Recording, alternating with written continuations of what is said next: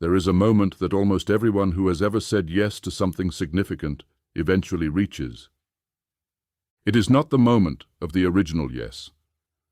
That moment usually carries something electric in it, something that feels like clarity, like courage, like the alignment of everything you are with everything you are supposed to be doing. The yes moment is often luminous. It is the reason people say things like, "I just knew." Because in that moment, there is a quality of knowing that bypasses argument and lands somewhere underneath the reasoning mind. No. The moment I am talking about comes later. Sometimes much later. It comes after the yes has been lived in for a while. After the reality of the assignment has had time to show you its full dimensions. After the cost has become visible in ways it was not when the calling first arrived.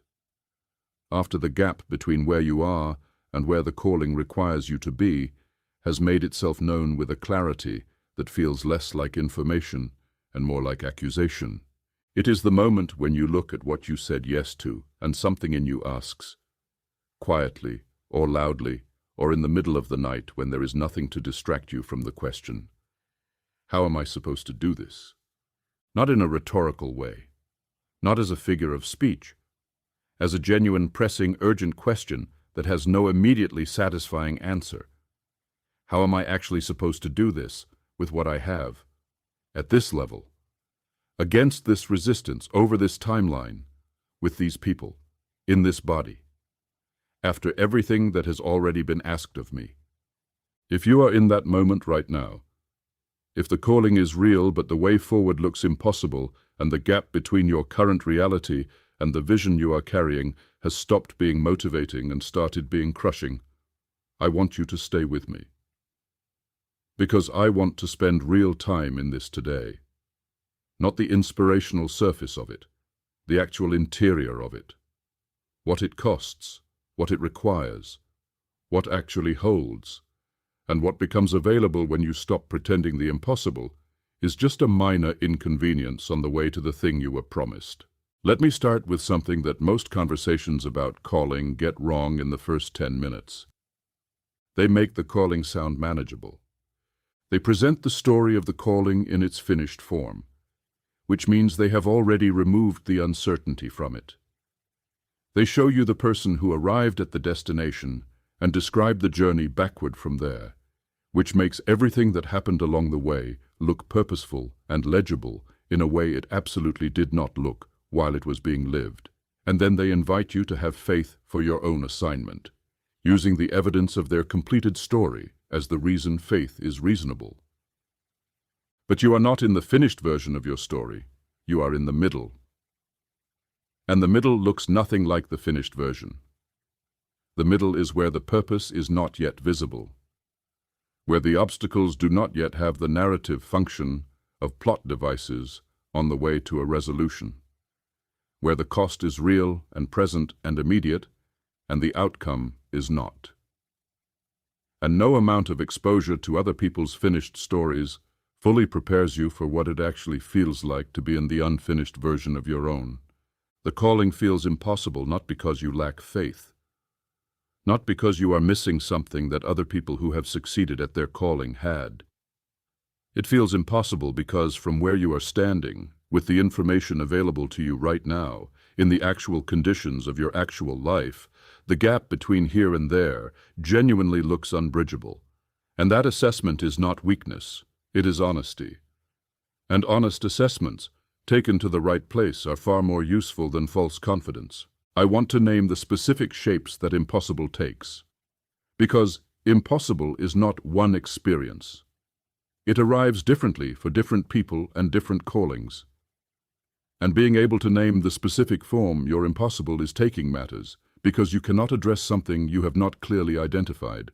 For some people, impossible is the shape of the gap, the distance between the vision and the current reality. You can see with striking clarity what you are supposed to build, what you are supposed to create, who you are supposed to become, what difference you are supposed to make. The picture is vivid and real and compelling. And then you look at where you are today, the resources not yet available, the platform not yet built. The relationships not yet formed, the skills still being developed, the doors still closed, and the distance between the picture and the present moment does not look like a journey. It looks like a chasm. For some people, impossible is the shape of the cost, because the calling, looked at honestly, is going to require things you were not fully prepared to give when you first said yes. Not just time and effort, comfort, security, relationships that cannot survive the direction you are being called in. Versions of yourself you are going to have to leave behind. And the willingness that felt available at the beginning has started to wear thin against the reality of what is actually being asked. For some people, impossible is the shape of the resistance, the specific, targeted, relentless opposition that seems designed to stop exactly the thing you are trying to build. Every step forward seems to encounter a counterforce. Doors close faster than they open. The support you counted on withdraws. The partnerships that were supposed to materialize do not. The momentum that was beginning to build gets interrupted before it can become something that sustains itself. And you start to wonder whether the resistance is a sign or a test, or simply the reality of trying to do something that matters in a world that does not always welcome things that matter. And for some people, impossible is the shape of the internal question. The quiet, persistent voice that has been asking for longer than you want to admit whether you are actually the right person for this. Whether the confidence you brought to the calling was informed or naive. Whether someone else, better resourced, better connected, better gifted, better healed, would be doing this more effectively. Whether the failure you have experienced so far is information you should be listening to more carefully than you have been. Whichever of those resonates with you, or if it is some combination of all of them, I want you to know that what you are carrying is not unusual. It is not evidence of a calling that was misidentified. It is the honest interior landscape of someone who is doing something real. And real things, at the level of a genuine calling, are hard in the specific ways we have just named, and then some. Before we go further, I want to pause here and ask you something directly. When is the last time you said out loud, to another human being, how heavy this actually is? Not the polished version. Not the version where you describe the challenge with enough confidence embedded in it that the listener is reassured you have it handled. The actual version. The one that sounds less like a person who is navigating a difficult season with grace, and more like a person who is genuinely overwhelmed and not sure what the next step is supposed to be. Because one of the ways that an impossible calling becomes more impossible is when it gets carried alone. When the weight of it is managed privately, behind a presentation of strength that protects you from having to be seen in the struggle. And the managing of the appearance of having it together, on top of the actual work of carrying the calling, is its own form of depletion. It costs something to perform the okay. And what it costs is often the very thing you most need to be investing somewhere else. If there is someone in your life who can handle the real version of where you are, someone who has demonstrated, even in small ways, that they can be with you in the hard place without needing you to immediately arrive at a hopeful conclusion, I want to ask you to reach out to that person this week, not to process every detail, just to say the true thing. This is harder than I thought it was going to be. I am not sure how I am going to do this. I need someone to know where I actually am. That conversation is not a sign that your faith is failing. It is one of the most faith-filled things you can do, because it is honest. And honesty, in the context of a calling, is the only ground that anything real can be built on. Let me talk about the identity crisis that lives inside the impossible calling, because it is one of the parts that goes most under-addressed, and it is doing significant damage to people who do not have language for what is happening. When the calling is working, when there is momentum and confirmation, and the evidence is accumulating that you are in the right place doing the right thing, Your sense of self has an external structure to lean against. You are the person who is doing that thing. The person who is building that vision. The person who has said yes to something significant and is watching it unfold. And the identity is stable because the external evidence is confirming what you believe about yourself. But when the calling hits a wall, when the evidence disappears, when the momentum stalls, when the doors close and the confirmation stops arriving, and you are left standing in a silence that feels louder than any opposition, the external structure disappears. And then you are left with just the belief, just the inner knowing, stripped of its confirmation, unsupported by anything visible. Just the original yes, which no longer feels as luminous as it did, sitting in a context that is giving you very little reason to keep believing it was right. And in that place, the identity question arrives. Not abstractly, personally. If this is not working, if the thing I organized my life around is not producing what it was supposed to produce, then what does that say about who I am? About what I am actually capable of? About whether the version of myself I believed in when I said yes was accurate? This is one of the most important places to be careful. Because the assessment of your identity that arrives in a stalled season is being made by a mind that is under significant strain, with significantly reduced access to the full picture. And the conclusions that mind draws about your fundamental worth and capacity and calling are not reliable. They feel definitive. They feel like finally seeing something clearly that you were willfully blind to before. But they are not clear. They are distorted. And building on those conclusions, in either direction, is building on unstable ground. Your identity is not the outcome of the calling. The calling is something you are carrying. It is not what you are made of. And the version of you that exists beneath the calling, beneath the outcome, beneath the results or lack of them, is not diminished by a season where the external evidence has gone quiet. It is, in many cases, being built into something more substantial by it. I want to spend time on something that is rarely discussed in the context of callings, and yet is one of the most significant forces shaping whether people stay in them or walk away. Grief. The grief of the calling that is not unfolding the way you pictured it. The grief of the timeline that is not held. The grief of the version of yourself you thought you would be by now. The grief of relationships that could not survive the direction the calling took you. The grief of the opportunities that looked like open doors and turned out to be something else. The grief of your own limitations, which the calling has a way of making visible in high definition, whether you wanted that visibility or not.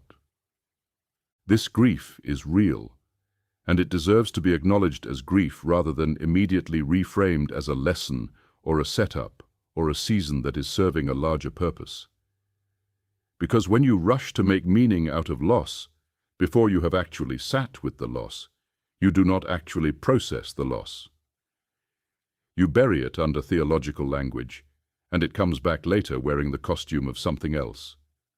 Burnout, cynicism. A quiet withdrawal from the full intensity of the calling that you do not fully recognize until the withdrawal has become significant. You are allowed to grieve what the calling has cost. You're allowed to mourn the version of this you thought you were going to have. The faster timeline, the greater support, the smoother opening of doors, the version where the sacrifice was proportionate to the reward in a way that made sense. You are allowed to bring that grief to the conversation, to God, to the safe people in your life, and to let it be what it is before you ask it to become something more useful. The grieving does not mean you have lost faith in the calling.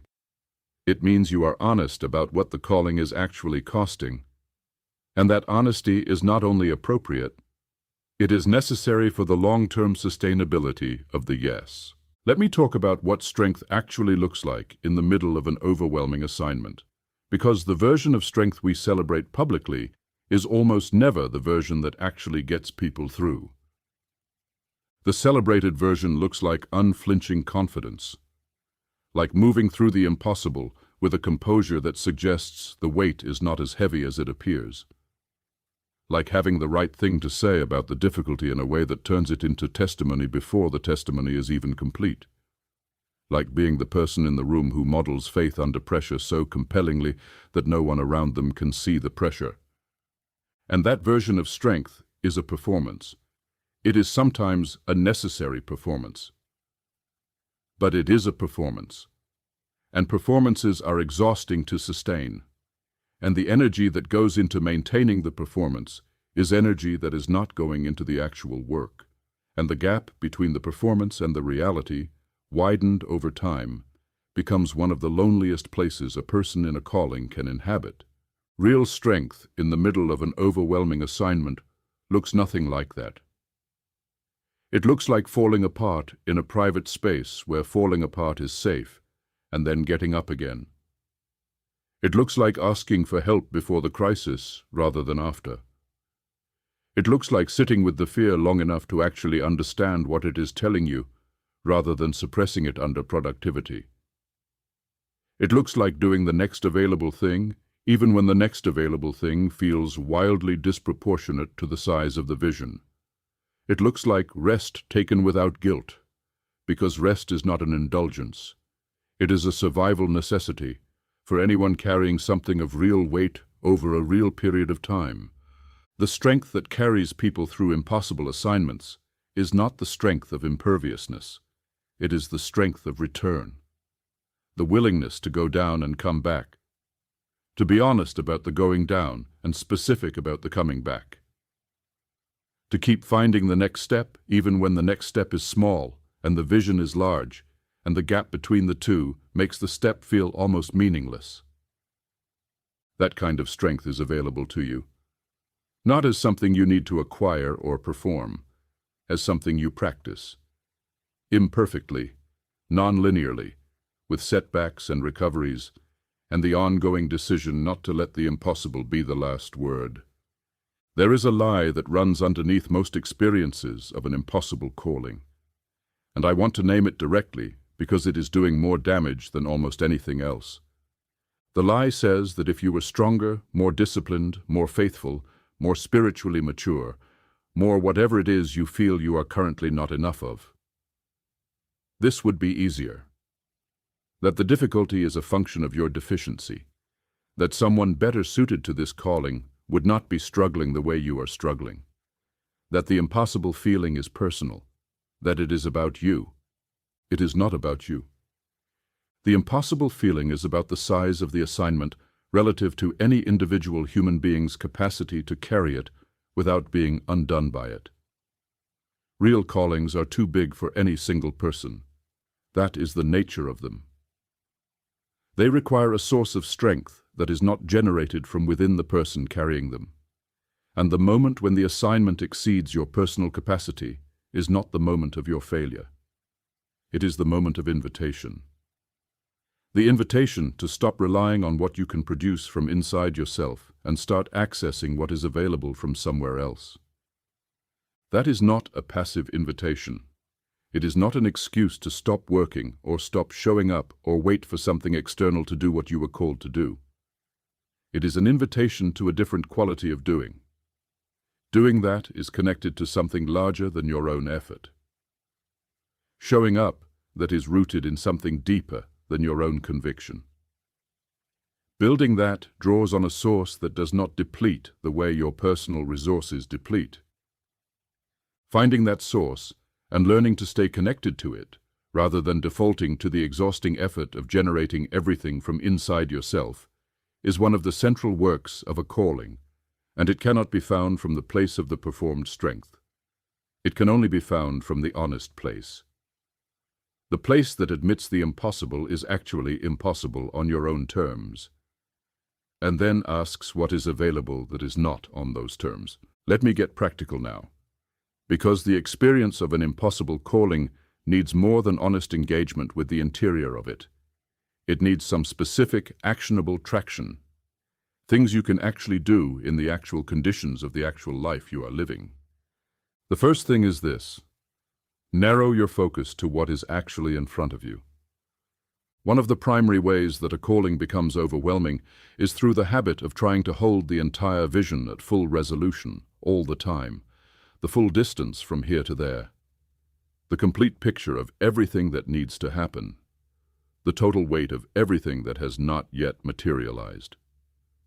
And holding all of that simultaneously in the front of your mind is crushing.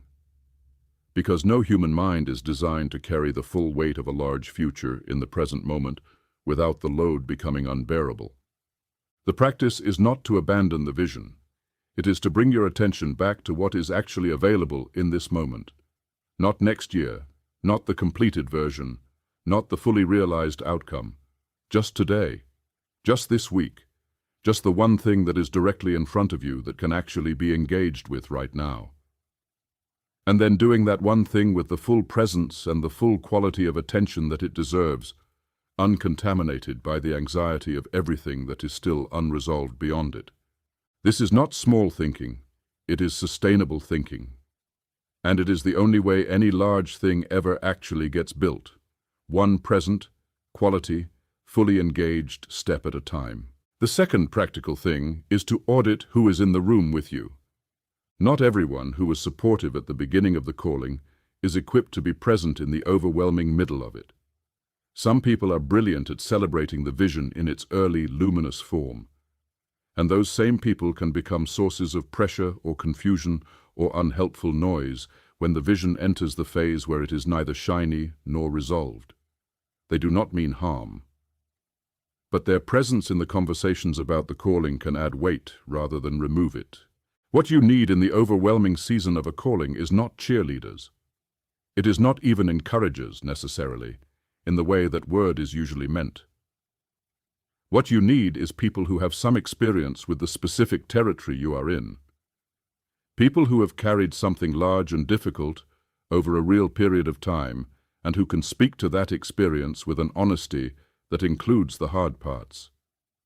People whose faith in your calling is not contingent on the calling going smoothly. People who can be with you in the hard place without needing to immediately resolve it into something more comfortable. Take an honest look at the people who are closest to your process right now and ask gently and without judgment whether the conversations you are having with them are adding to your capacity to carry this or subtracting from it.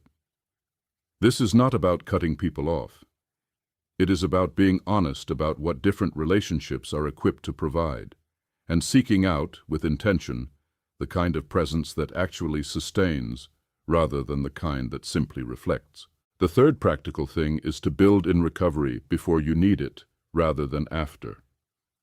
One of the most common patterns among people who carry significant callings is the pattern of running until they crash, and then recovering until they can run again, the crash and recover cycle. And it is unsustainable in a way that most people recognize in theory, but continue to practice in reality, because the urgency of the calling makes the idea of intentional rest feel irresponsible. Like there is too much at stake to stop. Like stopping is a luxury that belongs to people whose assignments are smaller. But the crash is the interruption. The crash is what actually stops the work, often for far longer than the intentional rest would have. And treating recovery as a strategic investment in the continuity of the calling, rather than as a reward for reaching a sufficient level of depletion, is one of the most practically significant shifts available to someone in an overwhelming assignment. What does your sustainable rhythm look like? Not the ideal, uninterrupted rhythm that exists in theory. The actual, livable, realistic rhythm that builds in adequate recovery so that the crashes become less frequent and less severe. The one that treats rest and silence and play and beauty and physical restoration not as the things that happen when the work is done, but as part of the ecosystem within which the work is able to happen at all. Finding that rhythm and protecting it, even imperfectly, even against the genuine urgency of the assignment, is not a concession to limitation. It is wisdom. And the long-game version of your calling requires the wisdom version of you more than it requires the exhausted version. I want to speak to comparison now, because in the middle of an overwhelming calling, comparison is one of the most reliable ways to turn hard into unbearable. When you are in the thick of your own impossible season, there is almost nothing more disorienting than watching other people's highlights. Seeing someone else in what appears to be the same space as your calling, moving faster, getting more traction, receiving more visible affirmation, achieving in the time you have been struggling what you have not been able to achieve at all. And the story that comparison generates, quietly and relentlessly, is a story about the gap between them and you, and about what that gap means. It means they have something you do not. Some gift, some favor, some access, some quality of faithfulness, some grace that is being extended to them, that is being withheld from you. And the longer you look at their story through that lens, the more the lens distorts. Until their success is no longer just information about their journey. It is evidence about yours, about the ceiling above you, about the floor under you, about whether you are in the right place doing the right thing with the right level of what it takes. None of that is accurate. But comparison is not interested in accuracy. It is interested in feeding the doubt that is already looking for reasons to give up. Here is what you almost certainly cannot see from where you are standing. The person whose highlight reel is destabilizing you is also carrying an impossible. They are also in seasons where the calling exceeds their capacity. They are also navigating resistance and grief, and the internal question of whether they are the right person.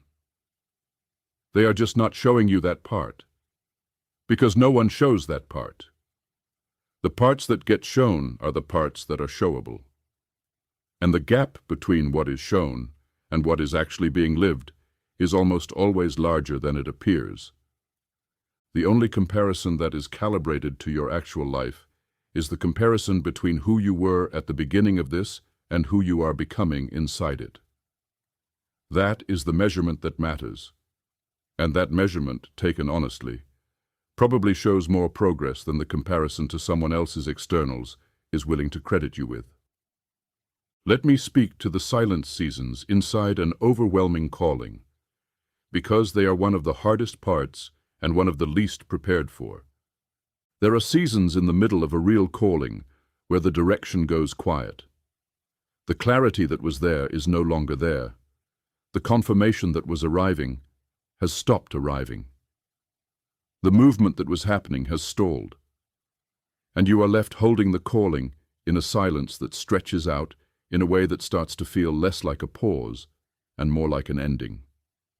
The silence is not an ending, but it requires a different kind of faith than the seasons of momentum. The seasons of momentum ask you to believe and then watch belief produce something visible.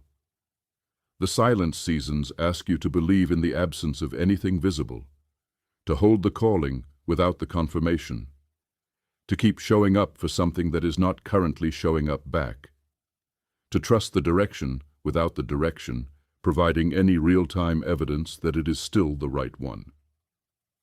That is a harder faith. It requires something that the confident, momentum-carrying seasons do not. It requires the faith that is made of pure substance, stripped of the support of evidence. And it is in those seasons, more than any other, that what you are actually made of becomes clear to you. Not to expose your weakness, to reveal your depth. Because the faith that holds in the silence is not the same faith that floats on confirmation. It is a different category of thing. It is rooted differently. It holds differently. And the person who comes through a genuine silent season with the calling intact is a different and in many ways more able carrier of that calling than the person who has only known the confirmed, momentum-filled version. The silence is not the end of the assignment. It is the deepening of it, even when it does not feel that way, especially when it does not feel that way. I want to address what happens to the people around you when your calling is in an overwhelming season. Because the relational dynamics of a calling in crisis are complicated in ways that do not often get adequate attention. The people who love you will respond to your struggle in one of a few primary ways. Some will lean in. They will show up with more presence, more support, more willingness to be in the hard place with you. These people are a gift, and they deserve to be received as one. Some will offer advice, lots of it. Solutions to problems they have understood at the surface level. Reframes of your situation that are meant to help and sometimes land as dismissal. Suggestions that make sense from the outside and miss something essential about the actual conditions you are working in. These people mean well. And part of navigating this season relationally is learning to receive the intention without necessarily being obligated to follow the direction. Some will get quiet. They will not know what to say, and so they will say less and eventually less than that. The calls will come less frequently. The check-ins will space out. And the quiet of those relationships will add a layer of loneliness to an already lonely season. This is one of the harder things to navigate without bitterness, because it is easy to interpret the quiet as withdrawal and the withdrawal as a verdict on you and the calling. But most of the time it is not a verdict. It is the human tendency to pull back from things that feel unresolved and therefore uncomfortable. It is not personal, and it does not have to be permanent. And then there are the people who need you to not be in this place, who have their own relationship with the calling that depends on your success, whether that is a financial investment or an emotional investment, or a relational one. And the pressure from those people, even when it is unspoken, even when it is coming from a place of genuine care, is one of the additional weights in an already heavy load. Navigating all of these relational dynamics while also doing the work of the calling, while also managing the interior of the overwhelm, is its own exhausting assignment within the assignment. And I want to name that complexity rather than minimize it. Because the relational cost of a calling in crisis is real and it is high, and it deserves to be acknowledged as part of the full picture of what you are carrying. Let me speak to the moment when you were closest to quitting, because almost everyone in an overwhelming calling reaches it, and very few people talk about it with the honesty it deserves. The moment closest to quitting does not always look dramatic. It does not always look like a crisis. Sometimes it looks like a Tuesday afternoon where the energy to keep going simply is not there, where the next thing on the list feels not just hard but genuinely pointless, where the voice that says just stop is not angry or despairing. It is just tired and quiet and honest in a way that the determination has not been for a while. That moment is real. The feeling in it is real. And I am not going to tell you that the right response to it is to immediately summon a fresh wave of commitment and push through to the other side. Sometimes the right response is to stop, not permanently, but for a moment. To stop performing the continuation and actually sit with the question the moment is asking, which is not, are you going to quit? The question is, what is this moment telling you that you have not been willing to hear while you were moving?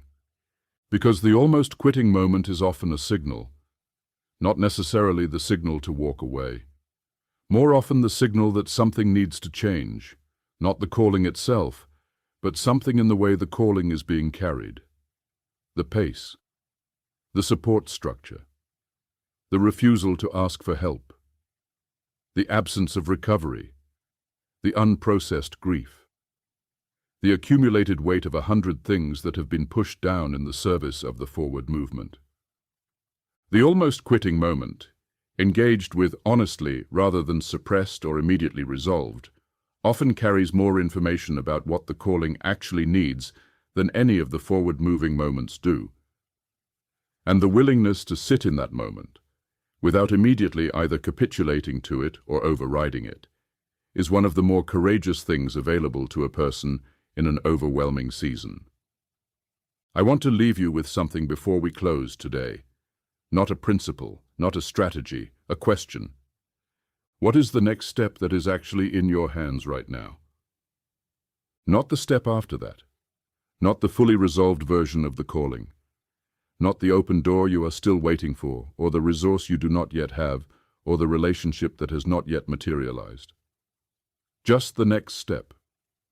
The one that is actually available. The one that requires only what you currently have access to. The one that moves in the right direction, even if it is small. Because the impossible calling does not become possible by somehow making the whole distance traversable at once. It becomes possible by making the next step takeable, and then the next one, and then the next one after that. And the accumulation of takeable steps, over time, covering distance that looked impossible from the beginning, is how every real calling that has ever been answered was answered. Not in a dramatic, uninterrupted march from the vision to the fulfillment. In thousands of ordinary, imperfect, sometimes barely perceptible steps in the direction of the thing that was true enough to say yes to. The step that is in front of you right now is not too small to matter. Do not dismiss it because it does not look like progress when held up against the size of the vision. Every large thing that has ever existed was built one small, available step at a time. And the step in your hands right now is part of what is being built. Even if you cannot see how yet. Even if it does not feel connected to the larger picture. It is connected. And it matters. Here is what I want to ask of you as we close this conversation. Take out your phone, or a piece of paper, or open a note, and write down two things. The first thing is the one honest sentence about where you are right now. Not the polished version. The real one. The one you would say to someone you completely trusted in a moment when the performance was down. Write that sentence. Let it exist somewhere outside your head. Because naming the real thing is the beginning of being able to work with the real thing, rather than the managed version of it. The second thing is one name. The name of one person you can share that sentence with this week. Not a sermon. Not the full picture. Just that sentence. Said to that person. As an act of letting someone into the real place, rather than keeping the real place managed and private and carried alone. Those two things are not the completion of the impossible calling. They are the next step. And the next step is all that is being asked of you today. Your calling is not over. The overwhelming season is not the last season. The gap that looks unbridgeable from here will look different from the other side of the next step. And the strength that you need for what is ahead is not something you have to go find somewhere else. It is being built right now, in the honest willingness to stay in the conversation about the impossible, rather than retreat from it into silence.